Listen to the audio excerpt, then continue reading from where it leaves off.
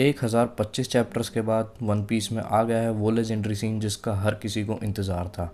हर किसी में जितने भी लोगों ने वन पीस देखा है वो सब आते हैं, क्योंकि ये कोई छोटा मोटा सीन नहीं है, ये एक काफ़ी ज़्यादा ही दिल खुश कर देने वाला सीन है। तो चैप्टर नंबर 1026 बहुत ही ज़्यादा एक्साइटिंग चैप्टर रहा मेरे लिए, जिसका अभी मैं आपको रिव्यू देने वाला हूँ। और इस चैप्टर में एक बहुत बड़ा लेजेंडरी काम हुआ है जिसके बारे में आपको मैं वीडियो में बताऊँगा, क्योंकि सब्र का फल मीठा होता है और ये फल सच में ही काफ़ी ज़्यादा मीठा है। तो चैप्टर की शुरुआत होती है वानो के फ्लावर कैपिटल से, जहाँ पर एक फेस्टिवल चल रहा है और ओटोको के साथ वो लंबी नाक वाला आदमी खड़ा है जिसने जोरो को सॉर्ड दी थी, और वहाँ पे सोच रहा है ओटामा के बारे में, जिससे मुझे कुछ ज़्यादा फर्क नहीं पड़ता क्योंकि सबको मालूम है ओटामा ओनिगाशिमा आइलैंड पे और अभी तो फिलहाल वो सेफ है। लेकिन वहाँ पे नोटिस करने वाली चीज़ ये थी कि ओनिगाशिमा आइलैंड अब वानो कंट्री से दिख रहा है। वानो कंट्री से मतलब फ्लावर कैपिटल में से ओनिगाशिमा देखा जा रहा है बादलों के ऊपर, जो कि बहुत ज़्यादा विजिबल नहीं है, लेकिन हमें तो थोड़ा जूम करके दिखाया गया है तो इसलिए हमें मालूम है। फ्लावर कैपिटल के लोगों ने लगता है अब तक इसको नोटिस नहीं किया है, लेकिन कुछ टाइम बाद हो सकता है ओनिगाशिमा वहीं लैंड हो जाए और फिर तो सबको नोटिस करना ही पड़ेगा। उसके आगे चैप्टर में दिखाया जाता है मोमोनोसुके घूर रहा होता है काइडो को, और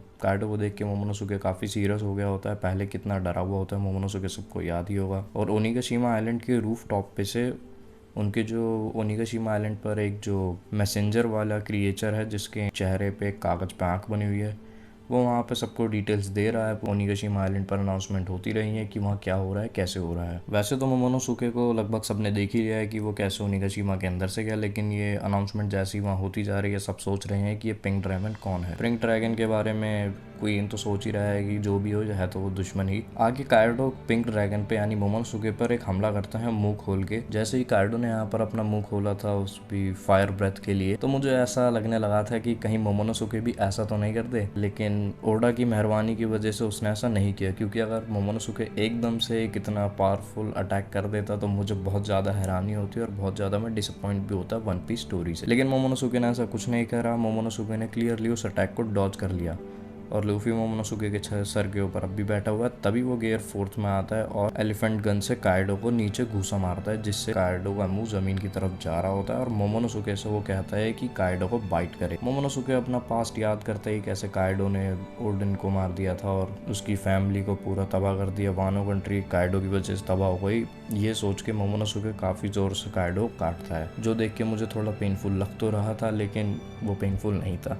काइडो जैसे ही मोमोनोसुके पर अटैक करने वाला होता है तभी लूफी काइडो के मुंह पे एक और पंच मार के उसे बचा लेता है। और तभी वहाँ पर दिखाया जाता है कि आसमान में बहुत सारे बादल छा गए हैं, और इसकी वजह है मोमोनोसुके और काइडो, क्योंकि इनके डेविल फ्रूट की पावर के हिसाब से जब भी ये ड्रैगन बनते हैं तो आसपास बादल छा जाते हैं।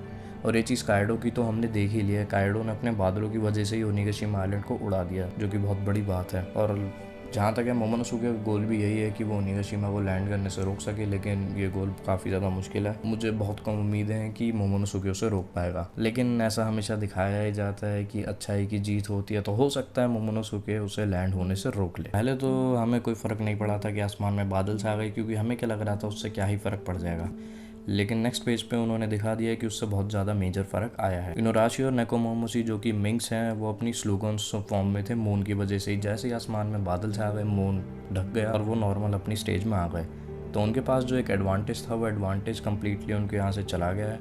और ये दोनों पहले ही काफ़ी ज़्यादा इंजर्ड है काइडो से फाइट करके, तो मुझे नहीं लगता, और मुझे लगे ना लगे, उन्हें दिखाया भी इसी तरीके से कि बिना उस फॉर्म के ये दोनों लड़ाई नहीं कर सकते। बादल छाने से बहुत ज़्यादा बड़ा इम्पैक्ट आया है, जिसके बारे में मुझे बिल्कुल एहसास नहीं था, मैं सोच भी नहीं सकता था, लेकिन ओडा है उसने मुझे सोचने पे मजबूर कर दिया। नेक्स्ट पेज पे आगे दिखाया है कि लूफी मोमोनोसुके का हौसला बढ़ाता है कि तुमने एक सी एम्परर को बाइट किया है, तो ऐसा कुछ नहीं है जो तुम नहीं कर सकते, और अब तुम ओनिगाशिमा आइलैंड को उड़ा दो, मतलब वानो में लैंड होने से रोक दो।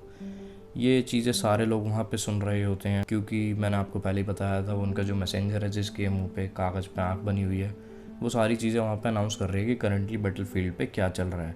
यामाटो यहाँ पर काफ़ी ज़्यादा खुश दिख रही है और उसकी डेविल फ्रूट फॉर्म में वो नहीं है। और लूफी वहाँ पर फिर से मोमोनोसुके को कहता है कि तुम बस ओनिगाशिमा पे ध्यान दो और मैं काइडो को संभाल लूँगा।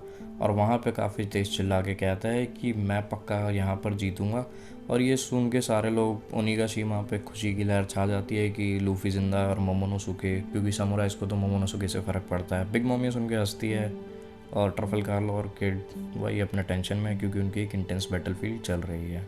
बैटलफील्ड पे वो इंटेंस माहौल चल रहा है। काइडो अपनी हाइब्रिड फॉर्म में आने के बाद लूफी पर अपने क्लब से अटैक करने लगता है और लूफी भी उस पर अपने पंच से अटैक करता है, जो कि क्लैश होने से क्लैश में भी उन्होंने एक दूसरे को बिल्कुल भी टच नहीं किया है और उनकी जो कॉन्करस हाकी है वो वाली लाइट वहाँ पर दिखाई गई है। और यहाँ पे आया वो लेजेंडरी सीन जो हर कोई देखना चाहता था। आसमान में जितने भी बादल थे वो स्प्लिट हो गए, बिल्कुल उसी तरीके से जैसे शैंक्स और वाइट बियर्ड के टाइम पे हुआ था जब उन दोनों ने क्लैश किया था कि स्काई स्प्लिट हो गया। ये देख के मुझे बहुत ज़्यादा खुशी हुई। मैं बहुत ज़्यादा ही टाइम से इस चीज़ का इंतज़ार कर रहा था। मुझे एक टाइम तो ये भी हुआ था कि शायद लूफी हो सकता है ये ना ही कर पाए, लेकिन लूफी ने वो लेवल अचीव कर लिया है जिस टाइम जो मतलब शैंक्स जितना तो अब तक नहीं किया है, ये तो सबको मालूम ही है, लेकिन अब लूफी ने काफ़ी ज़्यादा पावर अचीव कर लिया है। तो हो सकता है लूफी काइडो को शायद से हरा ही दे, और पता नहीं शॉक वेव से या फिर किसी भी चीज़ की वजह से शायद से ओनिगाशिमा के आइलैंड के ऊपर जो डिटेल्स ओनिगाशिमा में अनाउंस कर रही थी या कर रहा था वो भी नॉकआउट हो गई है। तो नो मोर डिटेल्स फॉर ओनिगाशिमा। उसके बाद वहाँ पर दिखाया जाता है कि स्काई के स्प्लिट होने के कारण मून वापस से विजिबल हो गया है और मिंग्स की स्लूगॉन फॉर्म वापस आ गई है, जिससे कि वो जैक और पैरोस को नॉकआउट कर देते हैं, मतलब डिफीट कर देते हैं। तो और फाइटर्स यहाँ पे काइडो की तरफ से डिफीट्स हो चुके हैं जितना मेरे को याद है। अब तो शायद से क्वीन किंग के अलावा कोई नहीं बचा है, कोई भी strong worthy opponent straw hats के लिए, ये समुराई जो भी आप मान लो। और चैप्टर के एंड में जो फोटो है वो देखकर मुझे बहुत ज़्यादा हैरानी हुई। ओरोची अब भी जिंदा है। ओरोची को 2 बार मार चुके हैं, लेकिन ओरोची फिर से तीसरी बार आ गया है। मैं उम्मीद करता हूँ कि ओडा के पास बहुत ज़्यादा अच्छा रीज़न हो ओरोची को फिर से ज़िंदा करने का। रीज़न से मतलब मेरा ये नहीं है कि उसके डेविल फ्रूट की पावर, डेविल फ्रूट पावर तो वो तो ओडा की मर्ज़ी है, वो कुछ भी दे सकता है, लेकिन ओरोची को तीसरी बार इन्होंने ज़िंदा किया है। तो मैं उम्मीद करता हूँ कि ओरोची ऐसा कुछ स्टोरी में करे इसे देख के हमें मज़ा आ जाए। और मेरे हिसाब से चैप्टर काफ़ी ज़्यादा शानदार रहा। इसमें हमें एक शौक लगा ओरोची के ज़िंदा होने का और एक बहुत बड़ा लेजेंडरी सीन आ गया है। मतलब ये चीज़ एक प्रूफ थी कि हाँ लूफी ताकतवर हो गया है, लूफी एक नाउ सी एम्परर लेवल ताकतवर तो हो ही गया है। तो उम्मीद करता हूँ कि वन पीस में ऐसे शॉक ट्विस्ट और अच्छी चीज़ें आती रहें। वानो आर्क कुछ लोगों का मानना था कि मरीन फोर्ड को पीछे छोड़ेगा, और अब मुझे लग रहा है हाँ, और शायद से छोड़ भी दिया हो, लेकिन ये चीज़ अभी मैं कंफर्मेशन से नहीं कह सकता जब तक वानो आर्क पूरा खत्म नहीं हो जाता। और अगर आपको ये चैप्टर या वीडियो अच्छी लगी हो तो लाइक, सब्सक्राइब एंड शेयर। और चैप्टर तो डेफिनेटली अच्छा था ही, तो आपको सब्सक्राइब और शेयर लाइक ज़रूर करना ही चाहिए।